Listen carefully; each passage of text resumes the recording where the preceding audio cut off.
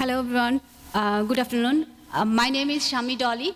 I'm from Arizona State University, and I'm a PhD student, candidate actually. And I work in a research center named WISCA, and Dr. Daniel Bliss, yeah, he's my boss. I know it's been a long day, so I won't take much time, I promise. Yeah, I will keep my talk short. Okay, so this is the outlook. Okay, so the first one is like the waveform selection. So yeah, like most of the radar system I think use the pulse radar because it's simple, and in pulse radar technique we send pulse in each PRI, and we transmit this pulse and we wait and we get the reflection back, and we kind of do radar signal processing and get the information of the environment. Then we have the continuous waveform radar where the transmission and receiving is like simultaneously happening, and because of some obvious reason, like we don't get any range in continuous waveform, so we can move into like frequency frequency modulated continuous waveform.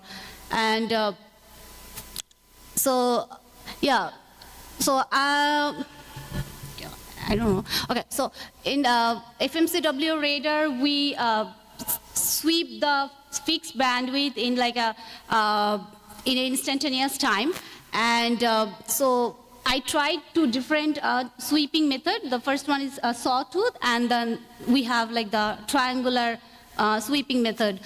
So for like sawtooth or triangular modulation, the bandwidth is fixed since we are not changing the bandwidth, so the range resolution we are not getting any benefit. But yeah, for triangular waveform we can get like a Doppler resolution, better Doppler resolution. And yeah, so like the basic FMCW radar waveform, like the trade-off, like I think it more depends on like what type of application we choose. So we have to go to like the range and the Doppler and the pulse compression techniques, where so like in Rayleigh bandwidth, if you consider like that bandwidth is the inverse of the duration of the pulse, so the time bandwidth product is 1. So if we keep increasing that duration of the chirp, we will get like more uniform shape. And yeah, we can keep increasing the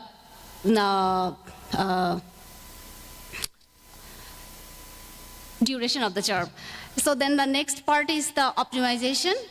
So why do we need optimizations? I think it's so far it's obviously clear. So many people have like so many researchers like trying to do research in this field, which is RF convergence. We are kind of running out of the spectral, so we have to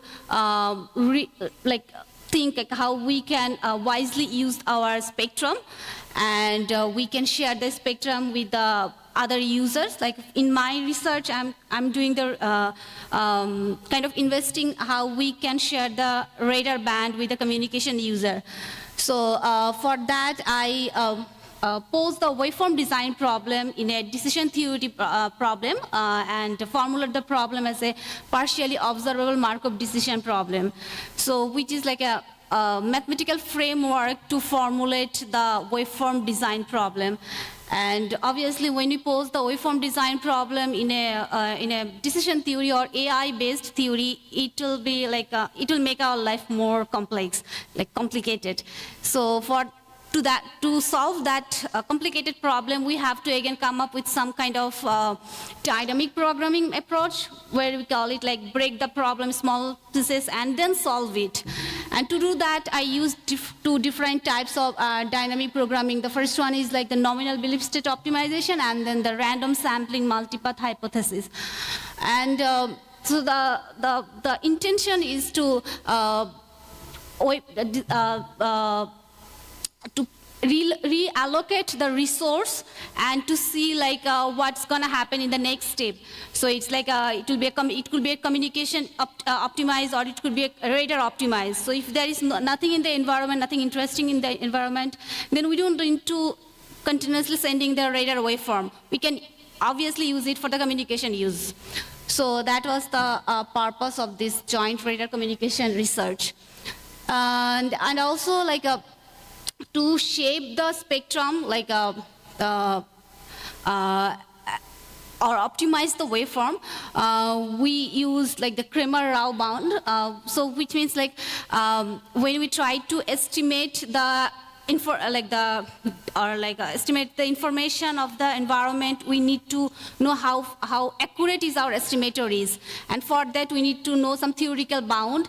And depending on that bound, we can tell how accurately our estimator is behaving.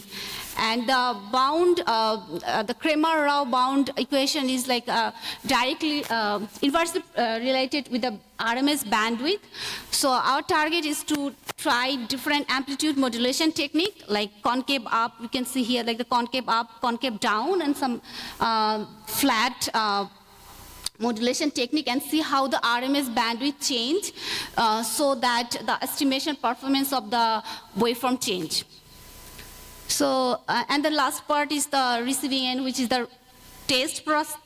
And for the test purpose, I use the stretch processing, which is a cheap trick. Like I think industry use this trick like to avoid the like a computationally expensive match filtering technique. And the trick is very simple, like we have our transmitter signal and we have the reflector signal, and then match two signals and get the like the overlapped portion and get a bit frequency. And the bit frequency, since it's like it acts like a tone, so we don't need that much sample, so the sample size is really shrink down. So yeah, it's computationally really efficient. And so here's the GUNO radio flow graph. So the first part is like using the chirp synthesizing, and I used a GUNO radio block VCO complex to synthesize the chirp.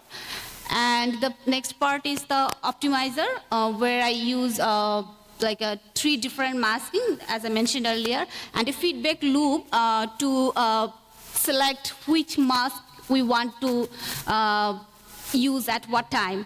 And to do that feedback thing, one thing I want to make clear that it is still non-deterministic, because I don't know, so far my knowledge, I didn't find anything in GUNO radio that I can feed back the information in really real-time kind of things, because it's kind of non-deterministic. So I'm like, the way I did it, like I choose like a like fixed number of samples. So for each CPI, I'm like, okay, after these samples, change the chirp, like a mask.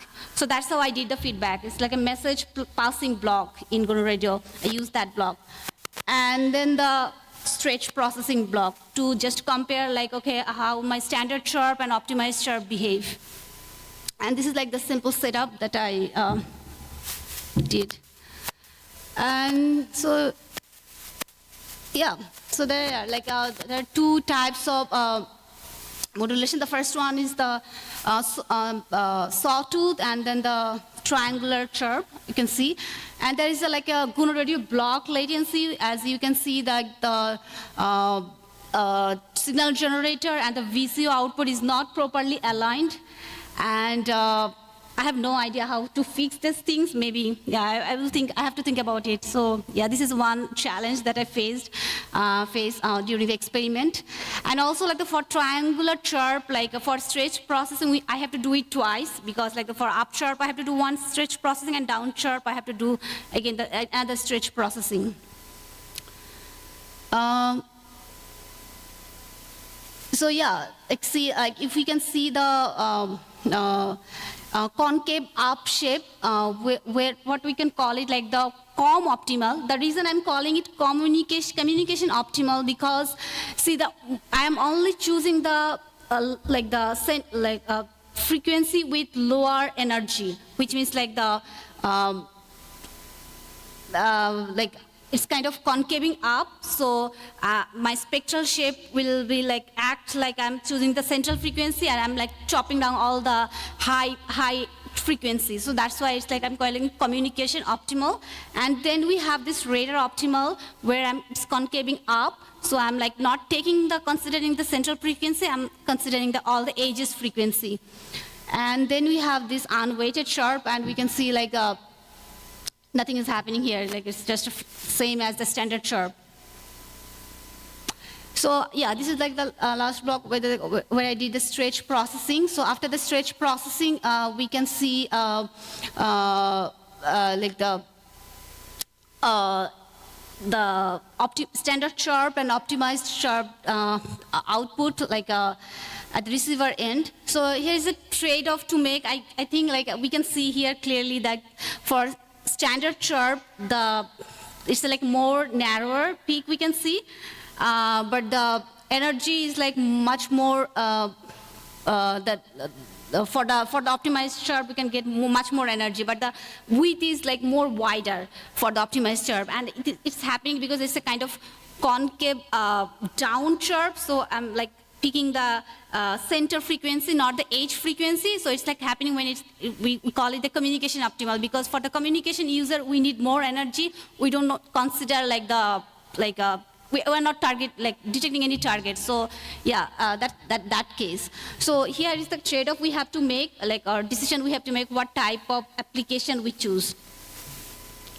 So this is the last slide, last experiment I did. Like, so for the fixed delay, as we can see, like the left plot where we can see the peak for both standard chirp and optimized chirp, that we can detect the peak. But for the when I increase the delay, I can see that for the standard chirp there is nothing, there is no peak in the at the output of the stretch processing, because there is no overlap is happening because I increased the delay. However, like for optimized chirp, I still can. It's not a perfect peak. It's still like it's kind of something weird is happening there, but still I can see some peakish kind of thing there. So if I think if we can tune our mask properly, we can get like at least theory is telling us that like we will get something better here. So so yeah, that's all. Like this is the summary of my today's talk. I tried to make implement an NP-hard problem in GNU Radio, which is insane. When I spoke with my professor that I'm gonna implement this NP-hard problem, and he's like, really? Okay, have fun. So yeah, I did it. It's kind of fun. It was a fun journey. Like I tried to design the chirp, optimize the chirp, and did the experiment and see like, okay, what's happening here. And the reason I did it because like when I was doing my literature review, like everyone is talking about waveform design and we're running out of spectrum, we should do something. And there are a lot of theoretical things is happening out there, but there is very less work where we can do something, like we can see something experimentally. People are not touching the hardware. So that's the reason I thought I will do it. I will see like how it actually works, like actually how it works like in theory versus in reality. So that's the inspiration behind this work. And challenges I already mentioned, like this indeterministic feedback loop, and also GNU Radio has there's some limitations, as we know. And so for like next step, I'm still currently working on a project where I'm trying to design non-linear waveform design. So my next target is to, instead of using the LFM chirp, using the non-linear chirp and see like how it works. And also instead of using like a GNU Radio delay block, we'll use some real target and we'll do the experiment in our hallway. So that's the next big thing I think we will do. So yeah, that's it. Thank you very much. I can take the question.